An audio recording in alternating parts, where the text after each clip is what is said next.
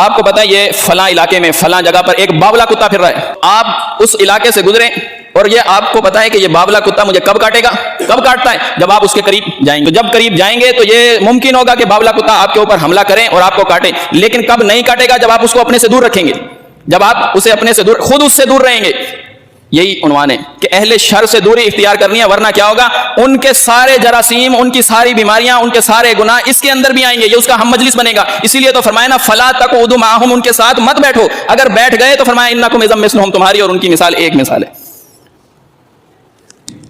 जब हम देखते हैं कि ये फलां साहब हैं, ये अहले शर हैं, ये फितना परवर लोग हैं, ये फसाद चाहने वाले लोग हैं, इनके अंदर ऐसी कोई समझदारी और कोई भलाई की हमें उम्मीद नहीं है, ये प्रोपोगंडेबाज लोग हैं, ये फलां खातून हैं, ये फलां साहब हैं, ये फलां घराना है, ये फलां लोग, ये सारे अहले शर हैं। तो इनसे अपने आप को बचाना होगा, इनसे दूर रहना होगा, इनकी महफिलों को अटेंड नहीं करना होगा, वो महफिलें जिनके अंदर ये खराबियां मौजूद होंगी।